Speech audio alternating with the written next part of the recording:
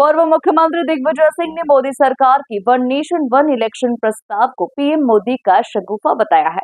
दिग्विजय सिंह ने मध्यावधि चुनाव का हवाला देते हुए कहा कि इस तरह की स्थिति बनने पर क्या राज्य सरकारों को भंग करना संभव होगा। संघीय ढांचे के लिए ये फैसला बड़ी चुनौती है। देखिए खास report. One nation one election को मोदी कैबिनेट में मंजूरी मिलने के बाद से ही देश भर की राजनीति गर्मा गई है। सरकार के इस फैसले पर खामियां गिनाते हुए विपक्ष लगातार सवाल खड़े कर रहा है। इसी कड़ी में देश भर के अन्य विपक्षी दलों के नेताओं की तरह मध्य प्रदेश कांग्रेस अध्यक्ष जीतू पटवारी और पूर्व कांग्रेस प्रदेश अध्यक्ष कमलनाथ के बाद एमपी के पूर्व मुख्यमंत्री और राज्यसभा सांसद दिग्विजय सिंह ने वन नेशन वन इलेक्शन के फैसले पर सवाल उठाए।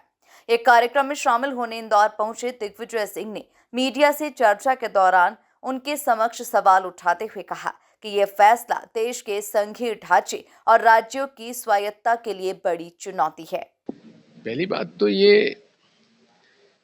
भारत जो है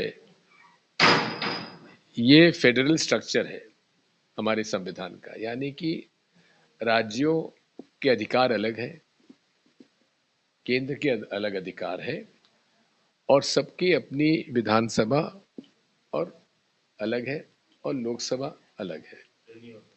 टेन्योर सबका 5 साल का टेन्योर है। अब 98 में मिड टर्म पोल हो गया, फिर 99 में मिड टर्म पोल हो गया लोकसभा का, यानी कि 98 में पूरे राज्यों को सरकारें भंग करो, चुनाव करवाओ, 99 में फिर भंग करो, फिर चुनाव करवाओ। ये संभव है क्या? तो ये इसका मतलब यह है कि फिक्स टर्म हो गया, चाहे सरकार के पास बहुमत है तो और नहीं है तो सरकार नहीं हट सकती। ये लोकतंत्र की और पार्लियामेंट्री डेमोक्रेसी का ही विरोध है इसमें। चर्चा के दौरान दिग्विजय सिंह ने कहा कि ये योजना तर्कसंगत नहीं है। हमारे देश में अक्सर राज्य सरकारें और केंद्र सरकारें अपने पूरे कार्यकाल तक नहीं चल पाती।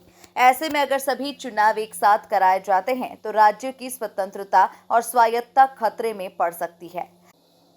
क्या हर बार जब किसी राज्य की सरकार गिरेगी तो पूरे देश में चुनाव होंगे?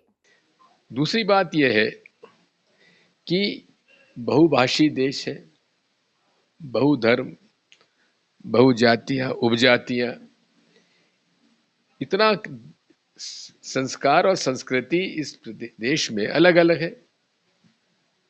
उत्तर पूर्व में अलग है, पश्चिम में अलग है, दक्षिण में अलग है, हमारे उत्तर में बिल्कुल अलग है। तो ऐसे देश में संघीय ढांचे से ही सरकार चल सकती है।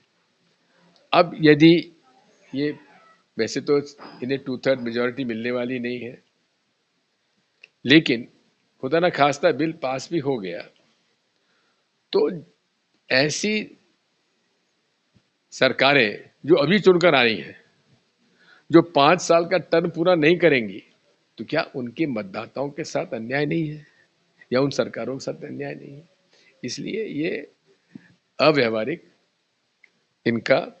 कुल मिलाकर एक देश एक चुनाव को लेकर कांग्रेस खुलकर इस पर विरोध कर रही है। कांग्रेस के तमाम बड़े नेता इस पर सवाल खड़े कर रहे हैं।